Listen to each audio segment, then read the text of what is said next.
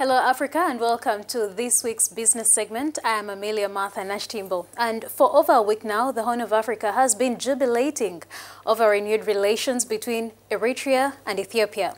Leaders of both countries have exchanged symbolic state visits following the announcement of the peace treaty.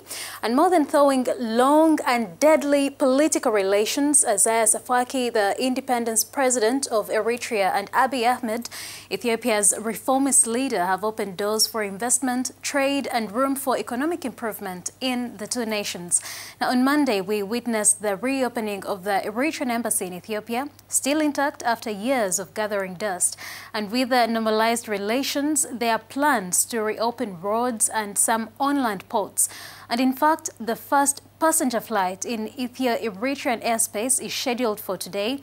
After 20 years and 2 months, Ethiopian Airlines projects to save $100,000 on average by using Eritrean airspace, and will have a 20% share on Eritrean Airlines, according to the spokesperson of the Ethiopian Ministry of Foreign Affairs. And today's flight is said to carry 465 passengers, and a ticket normally is 24,000 Ethiopian birr. That's about $800, and the prices have now risen to over 31,000 Ethiopian birr. Now, for more on this, I'm joined on phone by the multifaceted political analyst Ali Kansachu. And first of all, for the fast-growing Ethiopian Airlines, do you think that this ticket fare of $8,000 and more is sustainable between the two neighbors who are just 1 hour and 20 minutes apart? Ali Khan? It is worth thinking that, and recalling that both economies have been under significant pressure.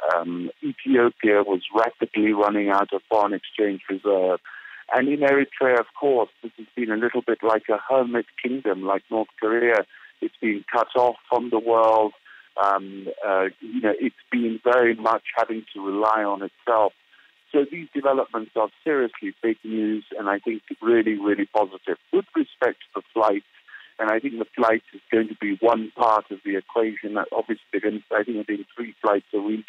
Once the prices start coming down, you're quite $100 is not tenable. So I think you're going to see a sharp movement lower in prices as demand picks up.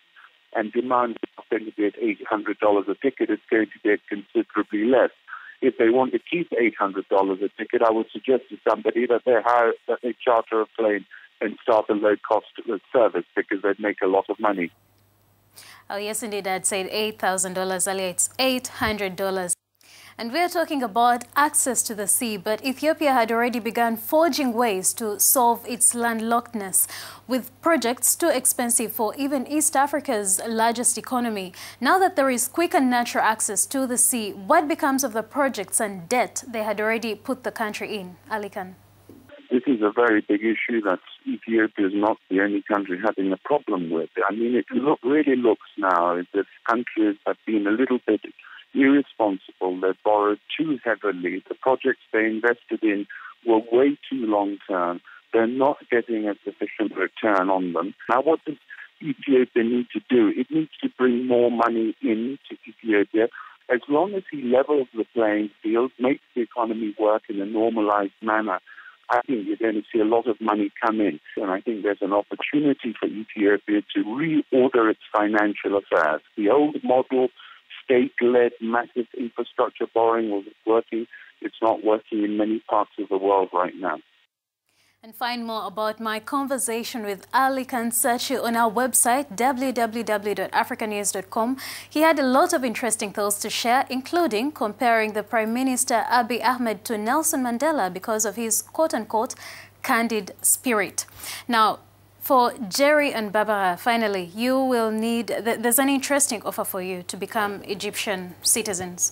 You just need 7 million Egyptian pounds. That is about 3,992 thousand let me say that again. That's about 392,000 US dollars, and that is the sum that Egypt is offering to foreigners in exchange for citizenship, according to an amendment passed by the Egyptian parliament. And that's opposed to Mauritius's offer of a non-refundable contribution of about 1 million US dollars to the National Sovereign Wealth Fund. If I may remind you, that comes with access to 121 countries without visa requirements. For Egypt, it's not yet clear what the benefits will be, but certainly it will not match up the offer that Mauritius is giving, and both countries are putting that up in order to save the national treasury and attract investors and improve the performance of the economy here. And I'm afraid that's all I had for you this morning. And for you, our viewers, you can catch more on our website, www.africanews.com. I'm Amelia Martha Nashtimbo. Bye.